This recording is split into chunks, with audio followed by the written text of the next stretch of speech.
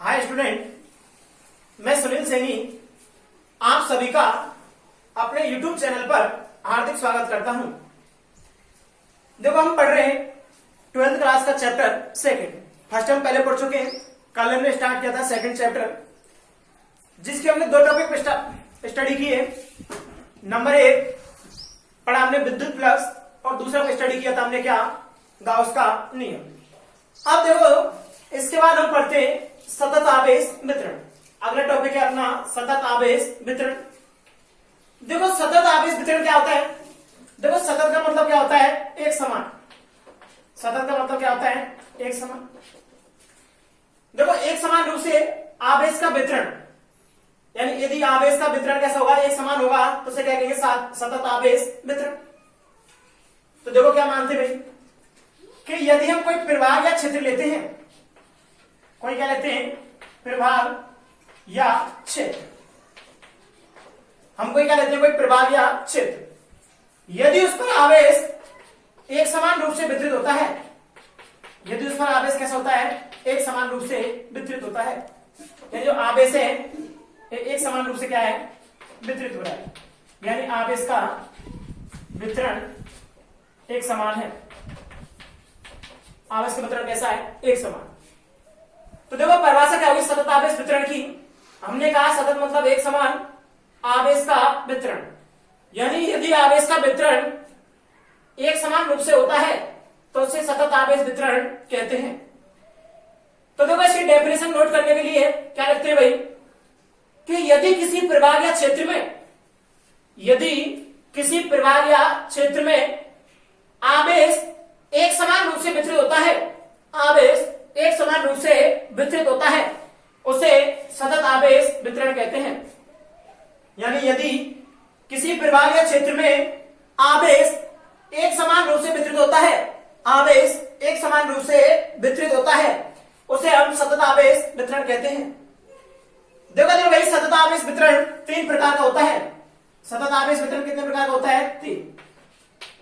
यदि हम प्रकार की बात करें सतत आवेश वितरण के प्रकार की, तो देखो प्रकार कितने प्रकार का होता है भाई? 3। यानी सतत आवेश वितरण कितने प्रकार का होता है? 3 प्रकार का। देखो कौन कौन सा होता है भाई? नंबर 1 होता है रेखीय सतत आवेश वितरण। नंबर 1 होता है रेखीय सतत आवेश वितरण। सेकंड होता है पृष्ठीय सतत आवेश वितरण। पृष्ठीय सतत आवेश वितरण। थर्ड होता है आयतन सतत आवेश वितरण। आयतन सतत आवेश वितरण। तो देखो, सतत आवेश वितरण कितने प्रकार का होता है? 3। नंबर 1 रेखीय सतत आवेश वितरण, सेकंड पृष्ठीय सतत आवेश वितरण, थर्ड आयतन सतत आवेश वितरण। तो हमें 3 प्रकार पढ़ने, रेखीय, पृष्ठीय और आयतन सतत आवेश वितरण। देखो, इनके अंदर क्या पढ़ना है? इनके कारण विद्युत क्षेत्र की तीव्रता निकालेंगे। इनके कारण क्या निकालेंगे? विद्युत क्षेत्र की तीव्रता। अब देखो उदाहरण, सबसे पहले पढ़ेंगे हम रेखीय सतत आवेश वितरण। अब देखो, रेखीय सतत आवेश वितरण में क्या करेंगे भाई?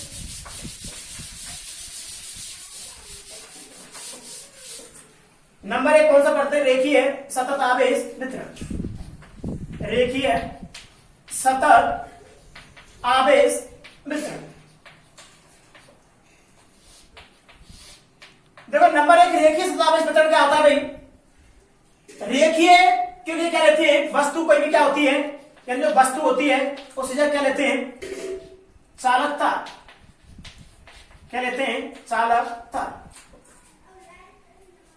क्या यदि किसी चालक तार पर आवेश एक समान रूप से वितरित होता है, देखो रेखीय मतलब क्या है? यहां पर चालकता, या कह सकते हैं हम सीधा व लंबा चालकता।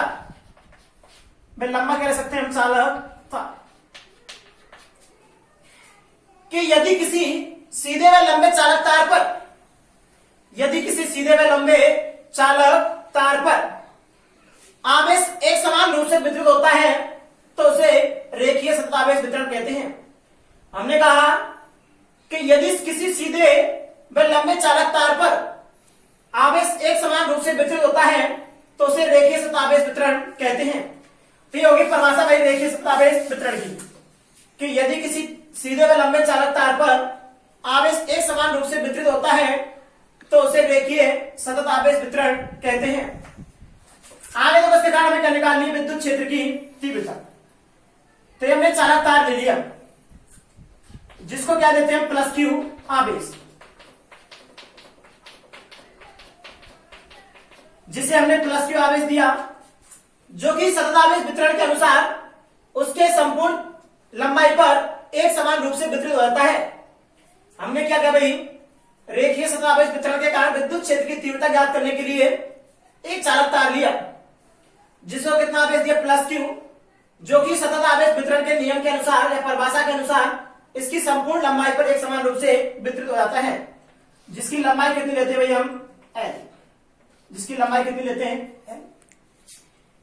आप जब इसके कारण विद्युत क्षेत्र की तीव्रता निकाले तो उसके लिए इस पर एक अल्पांश भाग ले लेते हैं, उस पर क्या लेते हैं अल्पांश भाग डीएल। उसके लिए अपने पास लंबाई एल लंबाई उसके एक अल्पांश भाग के ले लिया डीएल, जिस पर आवेश कितना होगा भाई डीक्यू, जिस पर आवेश कितना हो जाएगा डीक्यू, अल्पांश भाग लंबाई कितनी होगी डीएल। इससे स्मॉल आर दूरी पर एक बिंदु पी ले लेते हैं, एक स्मॉल आर दूरी क्या लेते हैं बिंदु पी, जिस पर क्या ज्ञात करेंगे विद्युत क्षेत्र की तीव्रता, जिस पर क्या ज्ञात करेंगे विद्युत क्षेत्र की तीव्रता। अब बिंदु पी पर विद्युत क्षेत्र की तीव्रता ज्ञात करने के लिए यहां पर प्रेक्षण आवेश रख देते हैं क्यू नॉट, क्योंकि हमने फर्स्ट चैप्टर में पढ़ा कि जिस बिंदु पर विद्युत क्षेत्र की तीव्रता ज्ञात करते हैं वहां एक प्रेक्षण आवेश रखते हैं। क्या रखते हैं प्रेक्षण आवेश। तो देखो हमने क्या किया भाई, एक स्मॉल एल लंबाई का चालक तार लिया जिसे प्लस क्यू आवेश दिया जो कि सतत आवेश वितरण के नियम के अनुसार उसकी संपूर्ण लंबाई पर एक समान रूप से वितरित हो जाता है, जिस पर एक अल्पांश भाग लिया डीएल, जिस पर आवेश कितना है डीक्यू, और जिससे स्मॉल आर दूरी पर क्या है बिंदु पीए, जिस पर विद्युत क्षेत्र की तीव्रता ज्ञात करते हैं ई, और जहां पर प्रेक्षण आवेश कितना रखते हैं क्यू नॉट। देखो यहां पर प्लस क्यू है डीक्यू और ये क्यू नॉट भी क्या आता है प्लस, तो ये प्लस प्लस एक दूसरे को प्रतिकर्षित करेंगे, इसलिए जो बल की दिशा होगी वो कहां होगी भार क्यू, प्रतिकर्षण बल लगेगा और प्रतिकर्षण बल कहां लगेगा भार क्यू। और हमने कहा था वहां पर भी कि जो विद्युत बल की दिशा होती है या स्थिर विद्युत बल की दिशा होती है उसी दिशा में विद्युत क्षेत्र कार्य करता है, तो यहाँ पर विद्युत क्षेत्र कहां होंगे भार क्यू। तो देखो सबसे पहले निकालते हैं रेखीय आवेश घनत्व, रेखीय आवेश घनत्व। देखो रेखीय आवेश घनत्व क्या होता है, रेखीय आवेश घनत्व गणना एक नंबर में परिभाषा पूछी जाती है कई बार रेखीय आवेश घनत्व की। रेखीय आवेश घनत्व का फॉर्मूला क्या होता है, लैम्डा बराबर क्यू अपॉन एल, लैम्डा बराबर कितना होता है क्यू अपॉन एल। देखो यहां से रेखीय आवेश घनत्व की परिभाषा क्या नोट कर सकते हैं हम कि यदि एल का मान 1 करते हैं तो क्यू होगा वो किसके बराबर होगा रेखीय आवेश घनत्व, रेखीय आवेश घनत्व को लैम्डा से व्यक्त करते हैं। तो देखो यहां से परिभाषा क्या होगी कि चालक तार की प्रति एकांक लंबाई पर, चालक तार की प्रति एकांक लंबाई पर उपस्थित आवेश को रेखीय आवेश घनत्व कहते हैं। चालक तार की प्रति एकांक लंबाई पर उपस्थित आवेश को रेखीय आवेश घनत्व कहते हैं, जिसे किससे करते हैं लैम्डा से। तो लैम्डा बराबर फॉर्मूला क्या आएगा क्यू अपॉन एल। अब यदि हम अल्पांश भाग के लिए बात करें रेखीय आवेश घनत्व की, तो अल्पांश भाग के लिए, अल्पांश भाग के लिए देखो जरा भाई अल्पांश भाग के लिए क्या हो जाएगा, अल्पांश भाग के लिए रेखीय आवेश घनत्व कितना होगा लैम्डा बराबर। तो देखो अल्पांश भाग के लिए आवेश कितना होगा डीक्यू, तो क्यू की जगह कितना कर दे भाई डीक्यू, लंबाई कितनी होगी डीएल, तो क्या कर दिया हमने डीएल। यहां से क्या करते हैं डीक्यू का मान आवेश निकाल लेते हैं कि अल्पांश भाग पर आवेश कितना होगा, तो डीक्यू इक्वल टू कितना होगा भाई लैम्डा डीएल, यानी जो अल्पांश भाग है उस पर आवेश का मान आ गया कितना डीक्यू बराबर लैम्डा डीएल। इक्वेशन दे इसको फर्स्ट। अब देखो इसके बाद क्या करते हैं हम कि डीक्यू तथा क्यू नॉट के मध्य क्या निकालते हैं बल। देखिए भाई डीक्यू तथा क्यू नॉट आवेश के मध्य बल, आवेश के मध्य बल। देखो डीक्यू और क्यू नॉट अल्पांश भाग पर निकालने तो बल कैसे होगा अल डीएफ इक्वल टू और किसके नियम से निकालते हैं? कूलाम के नियम से। किसके नियम से निकालते हैं भाई? कूलाम के नियम से। हमने फर्स्ट चैप्टर में पढ़ा कूलाम का नियम क्या होता है? F बराबर के Q1 Q2 अपन कितना होता है? R square. तो देखो के Q1 की जगह कितना हो गया? DQ, Q2 की जगह कितना हो गया? Q नॉट अपन दूरी कितनी है? R, तो कितना जाएगा भाई? R square. तो ये DQ है Q नॉट के मध्य कूलाम के नियम से बल आगे कितना? DF बराबर के DQ Q नॉट अपन कितना? R square. अब देखो इसके बाद बात करें किसकी, कि यहां पर हम किसका मान रख सकते हैं? DQ का। और DQ का मान कहां से रखते हैं? समीकरण 1 से। रखते हैं समीकरण 1 से DQ का मान रखने पर, DQ का मान रखने पर तो देखो D F इक्वल टू कितना जाएगा? के DQ का मान कितना? Lambda DL। तो इसकी वैल्यू रख देते हैं लैम्डा DL। कितना होगा भाई? Q नॉट अपन कितना होगा? R square. DF बराबर के लैम्डा DL, DQ नॉट अपन कितना हो गया? R square. ये अल्पांश भाग के कारण बल निकल गया।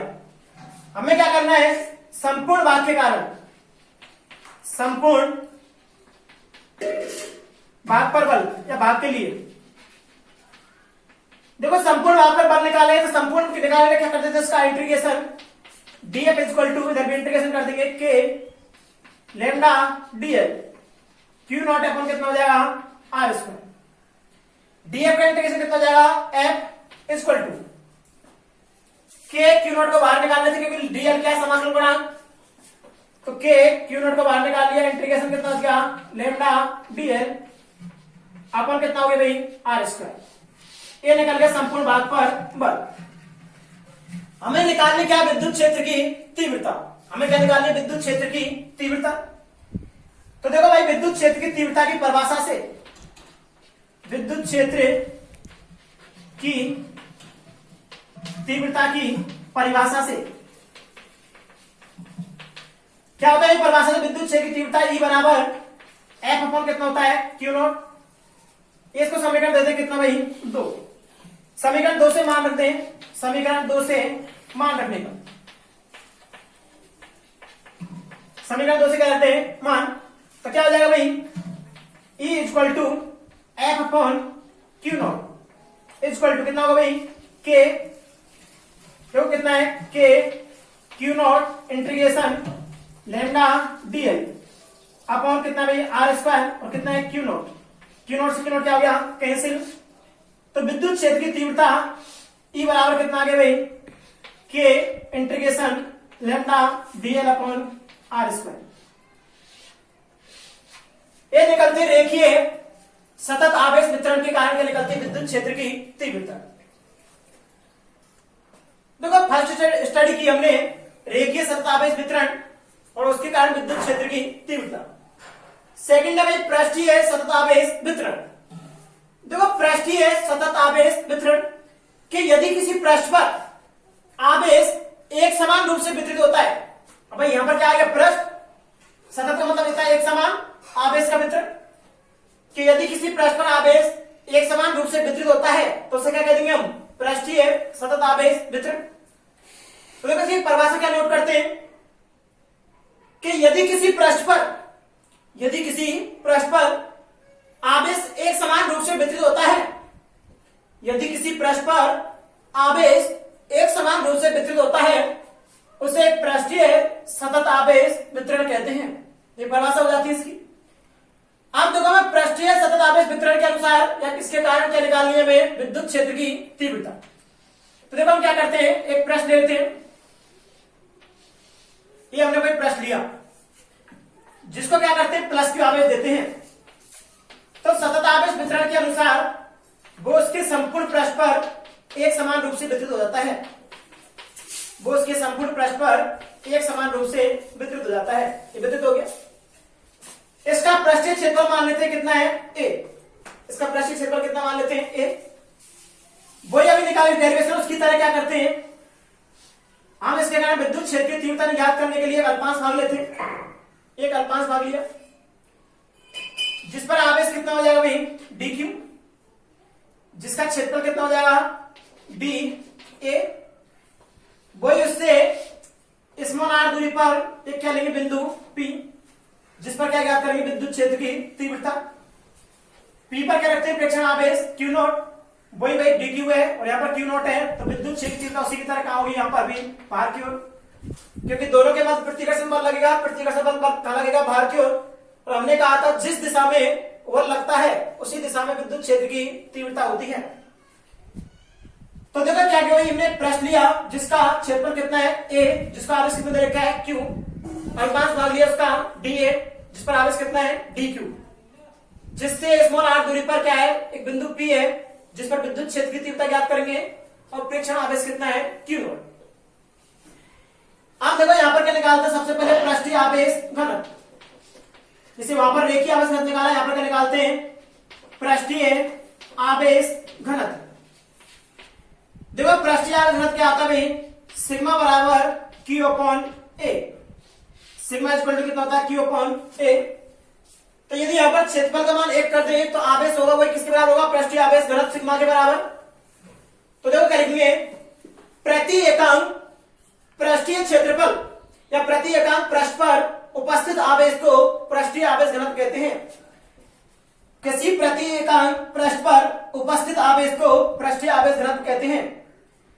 अब पृष्ठीय आवेश सिग्मा बराबर फॉर्मूला होगा q अपॉन a, वही उसी की तरह क्या करते हैं पिछली डेरिवेशन की तरह अल्पांश भाग के कारण निकालते हैं, या अल्पांश भाग के लिए, अल्पांश भाग के लिए देखो अल्पांश भाग के लिए क्या हो जाएगा, sigma equal to dq upon कितना हो जाएगा d, अल्पांश भाग के लिए कितना हो जाएगा dq अपॉन d, q की जगह dq हो गया, a की जगह कितना हो गया d, यहां से dq का मान निकालते हैं, dq इक्वल टू कितना हो जाएगा भाई सिग्मा d, कितना होता है सिग्मा d, इक्वेशन दे दो इसको फर्स्ट। आप क्या करते हैं dq बाय q नॉट के मध्य क्या निकालते हैं बल, तो लिखेंगे भाई dq बाय q नॉट के मध्य बल, किसके नियम से भाई, कूलाम के नियम से, बल कूलाम के नियम से। देखो कूलाम के नियम से बल कितना होगा dF, फॉर्मूला होता है k q1 q2 upon r square, q1 कितना मान ले dq, q2 कितना हो जाएगा q नॉट, तो k कितना हो जाएगा dq q नॉट अपन दूरी कितनी है भाई r, तो क्या हो जाएगा r स्क्वायर। तो dF इक्वल टू हो गया बल k dq q नॉट अपन कितना हो गया r स्क्वायर। dq का मान कहां से रखते हैं, समीकरण 1 से रख देंगे, समीकरण 1 से dq का मान रखने पर, dq का मान रखने पर देखो समीकरण 1 से dq का मान रखते हैं, तो dF equal to k, dq का मान कितना है सिग्मा dA, तो k सिग्मा dA कितना है q naught, q naught upon नीचे दूरी कितनी है r स्क्वायर। ये निकल गया अल्पांश भाग के कारण, हमें किसका निकालना संपूर्ण पृष्ठ के लिए, यदि भाई संपूर्ण पृष्ठ के लिए, देखो संपूर्ण पृष्ठ के लिए क्या कर देंगे भाई, इसका integration dF equal to integration k sigma dA q naught अपन कितना हो जाएगा भाई r square, k q naught को बाहर निकाल लें, दैट dA पर इंटीग्रेशन कितना हो जाएगा f इक्वल टू कितना हो जाएगा भाई, k q नॉट को बाहर निकाल लें, इंटीग्रेशन सिग्मा dA अपन कितना हो जाएगा r स्क्वायर। इक्वेशन देते हैं सेकंड, ये निकल गया भाई q नॉट में q dq के मध्य क्या निकल गया बल। अब देखो क्या करनी है, हमें विद्युत क्षेत्र की तीव्रता निकालनी है, तो विद्युत क्षेत्र की तीव्रता की परिभाषा से, तीव्रता की परिभाषा से देखो विद्युत क्षेत्र की तीव्रता की परिभाषा से हम जानते हैं फॉर्मूला क्या होता है, E equal to F upon कितना होता है Q नॉट। समीकरण 2 से किसका मान रखते हैं F का, समीकरण 2 से F का मान रखने पर, F का मान रखने पर देखो समीकरण 2 से F का मान रखते हैं तो क्या हो जाएगा भाई E इक्वल टू F कितना है भाई K Q naught integration sigma dA upon r square, किसके बाद भाई Q नॉट का, Q नॉट से Q नॉट क्या हो जाएगा कैंसिल, E इक्वल टू कितना आ गया K integration sigma dA upon r square. समीकरण नंबर 3 ये होती है पृष्ठीय सतत आवेश वितरण पर क्या कारण क्या होती है? विद्युत क्षेत्र की तीव्रता। देखो थर्ड पढ़ते हैं, आयतन सतत आवेश वितरण। अब देखो इसमें क्या होगा कि यदि किसी आयतन पर आवेश एक समान रूप से वितरित होता है तो उसे हम आयतन सतत आवेश वितरण कहते हैं। यदि किसी आयतन पर आवेश एक समान रूप से वितरित होता है उसे क्या कहते हैं? आयतन सतत आवेश वितरण। क्यों? देखो उधर आयतन सतत का मतलब एक समान, यानी आयतन पर एक समान रूप से आवेश का वितरण। यदि किसी आयतन पर आवेश एक समान रूप से वितरित होता है उसे आयतन सतत आवेश वितरण कहते हैं। आप देखो इसके कारण विद्युत क्षेत्र की तीव्रता ज्ञात करने के लिए क्या करते हैं? हम एक प्रश्न लेते हैं।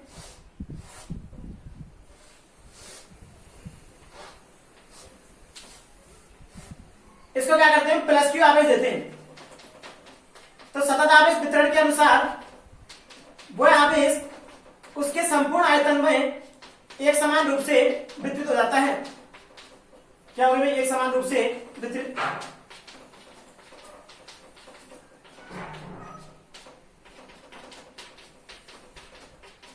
ये क्या किया हमने? एक प्रश्न लिया, उसका आयतन है, उसको प्लस क्यू आवेश दिया, वो उसके संपूर्ण आयतन में एक समान रूप से क्या होता है? वितरित हो जाता है।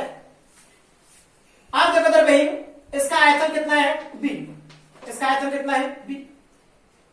इसके कारण विद्युत क्षेत्र की तीव्रता ज्ञात करने के लिए इस पर एक अल्पांश भाग लेते हैं। इस पर क्या लेते हैं? अल्पांश भाग। ये इसका अल्पांश भाग हो गया।